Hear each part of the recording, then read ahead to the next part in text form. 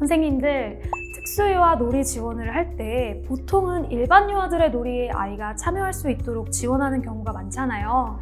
그런데 친구들의 놀이에 아이가 관심을 보이지 않는 경우도 있고 참여하기 좀 어려운 경우도 있어서 어떻게 지원해야 하나 늘 고민이 되는 것 같아요. 특수유아가 친구들의 놀이에 수동적으로만 참여하게 되는 건 아닌가 하는 생각도 들고요. 저도 그런 생각을 했어요. 그래서 특수유아들이 좋아하는 요소를 활용해서 놀이 제안을 해본 적도 있답니다.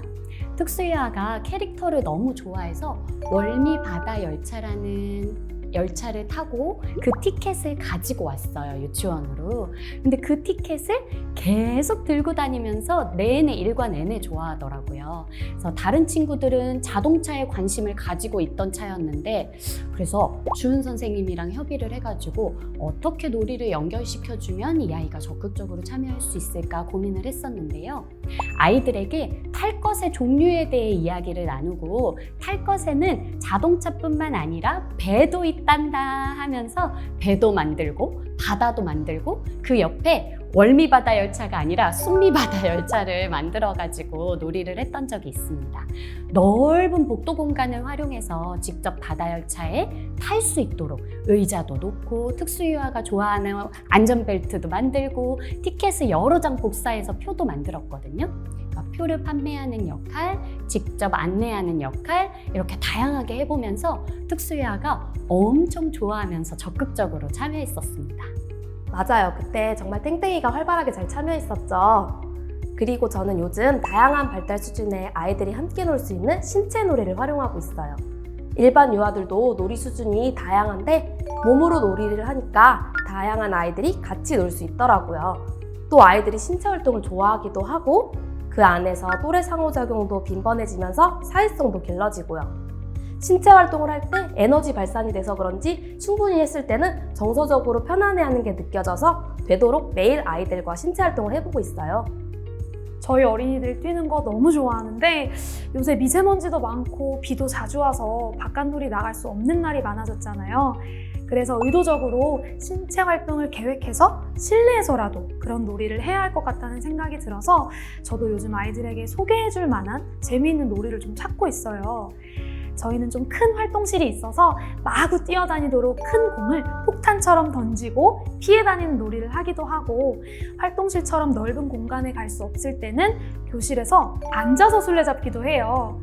근데 책상과 교구장이 있는 교실에서 술래잡기는 너무 위험하니까 엉덩이를 바닥에 딱 붙이고 앉아서 친구들을 잡는 앉아서 술래잡기를 하는데 아이들이 정말 좋아해요.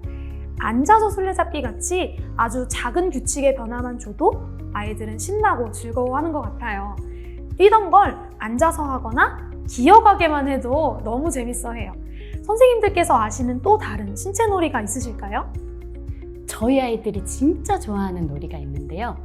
붕끽 놀이라고 제 친한 선생님이 알려주셔서 매년마다 하는 놀이예요.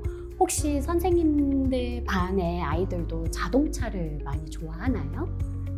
아이들이 자동차가 되어서 교사가 제시하는 신호에 맞춰서 멈췄다 뛰었다를 반복하는 거예요. 마치 무궁화꽃이 피었습니다랑 비슷하답니다. 교사가 붕이라고 말할 때는 달려오고요. 끽이라고 말할 때는 멈춰야 해요. 아이들이 신호를 더 잘 알 수 있게 시각적 지원을 추가하고 싶다면 따로 특별히 만들지는 말고 색종이로 만든 초록색 깃발 정도, 빨간색 깃발 정도를 함께 보여주거나 그냥 유치원에 기존에 있는 빨간 공, 초록 공을 이용해도 좋을 것 같고요. 초록색, 빨간색 빅블럭을 이용해서 신호를 저는 만들어준 적도 있습니다. 이때 우리 친구랑 차에 함께 탈 거야. 친구랑 꼭 손을 잡고 가야 해 라고 이런 식으로 스토리를 넣어서 친구와 함께 손을 잡고 움직이도록 하면 또래 상호작용을 높일 수도 있었어요.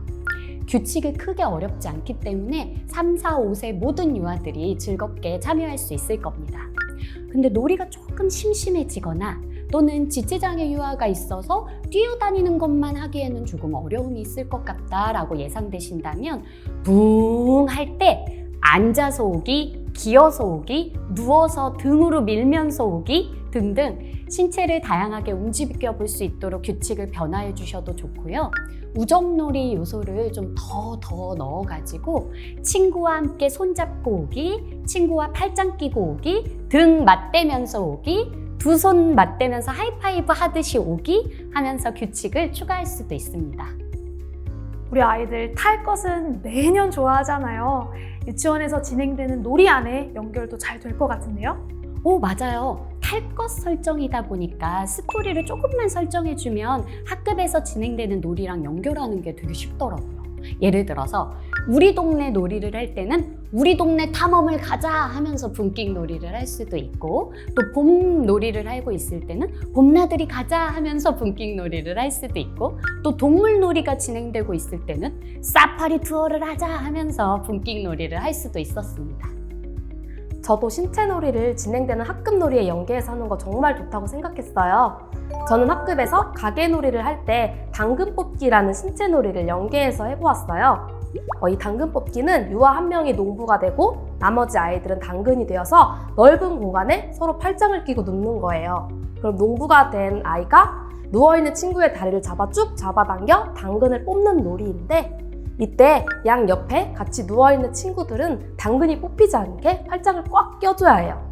아이들이 당근 뽑기를 할 때 농부가 되는 것도 당근이 되는 것도 좋아하더라고요. 혹시 그럼 저희 반에 지체장애 유아가 있는데 참여하기가 괜찮을까요? 그럼요. 저희 반에도 지체장애 유아가 있는데 누워서 할 수 있는 놀이라 어려움 없이 함께 참여할 수 있었어요. 놀이를 하다 보면 서로 전혀 교류가 없던 친구들이 당근이 되는 친구가 뽑히지 않게 하기 위해 팔짱을 끼면서 자연스럽게 스킨십도 늘고요. 뭔가 같이 힘을 모아서 어려움을 해결해 나가는 그런 느낌 같은 게 들면서, 그래서인지 아이들이 한 팀처럼 서로 응원하고 힘을 모아보는 경험을 하는 것도 좋은 것 같아요. 이 놀이도 꼭 당근이 아니더라도 주제를 변경해서 학급에서 진행되는 여러 놀이 주제와 연결을 할 수 있어요. 식물 주제로 놀이할 때 잡초 뽑기로 할 수 있고, 가을 주제로는 무 뽑기 놀이도 할 수 있어요. 자폐 유아들은 관심사가 딱 정해져 있는 경우가 있잖아요. 그래서 저는 자폐 유아 같은 경우에 아이가 좋아하는 관심사를 활용해서 신체 놀이를 계획해 본 적이 있어요. 한 번은 저희 반에 엘리베이터를 엄청 좋아하는 특수 유아가 있어서 소그룹으로 엘리베이터 놀이를 한 적이 있었어요. 엘리베이터 진짜 좋아하는 유아 저희 반에도 있는데 알려주시면 저희도 해볼게요. 엘리베이터 놀이는 4-5명의 아이들이 함께 동그랗게 손을 잡고 서요. 돌아가면서 누구누구 친구 집에 놀러 갈 거야 라고 안내해요. 친구네 집에 가기 위해 엘리베이터를 타는 거죠. 문이 열립니다 라고 말하면 다 같이 가운데로 한 발짝 모여요. 문이 닫힙니다 라고 말하면 다 같이 뒤로 한 발짝 멀어져요. 먼저 땡땡이네 집으로 놀러 가자. 땡땡아, 너네 집 몇 층이야? 이렇게 묻고 유아가 대답하는 층수에 따라 1층, 2층, 3층 하면서 앉았다 일어났다 하며 놀이하는 신체 놀이예요. 100층이라고 말하는 아이도 있고 지하 10층이라고 말하는 아이도 있어요. 높은 층에 올라갈 땐 점프를 할 수도 있고요. 낮은 층에 내려갈 땐 눕게 될 수도 있어요. 다만 여기서 중요한 건 손을 절대 놓치면 안 된다는 거예요. 그게 꼭 지켜야 하는 필수 규칙이에요. 아이들은 집에 놀러 간다는 게 아주 큰 친밀감의 표시로 생각하잖아요. 그래서 집에 놀러 간다는 설정의 간접 경험과 손을 계속 잡고 있는 규칙을 통해서 친하다는 친밀감은 은연중에 심어줄 수 있는 것 같아요. 저는 이걸 밥 먹고 나서 15분 정도의 시간을 활용해서 했었는데 짧은 시간을 활용해서 좋은 상호작용을 이끌어낼 수 있었던 것 같아요. 선생님들 사례처럼 유아들끼리 즐겁게 스킨십을 하면 서로에 대한 친근감이 좀 생기는 것 같아요. 이런 걸 우정활동이라고도 하더라고요.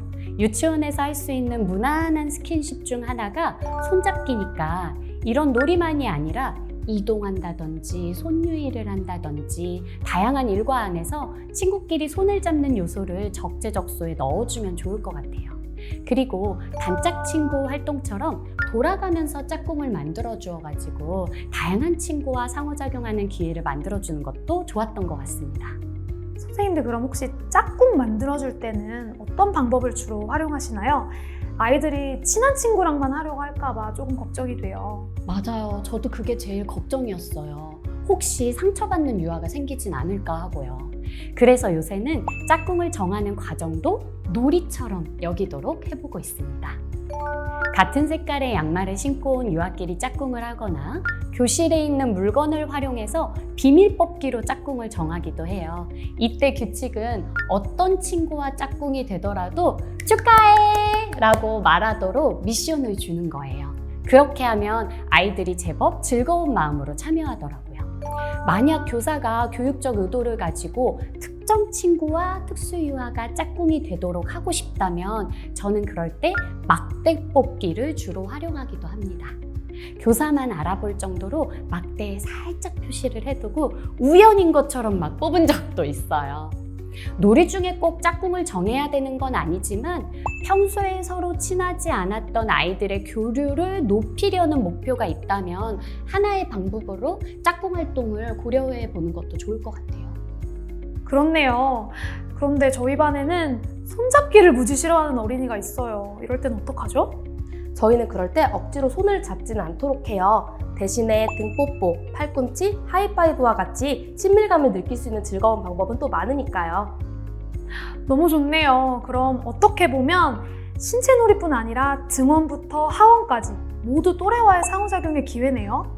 저희 교사들이 그런 기회를 잘 포착해서 지원해 주는 게 아이들의 우정을 형성하는 데 정말 중요할 것 같아요. 맞아요.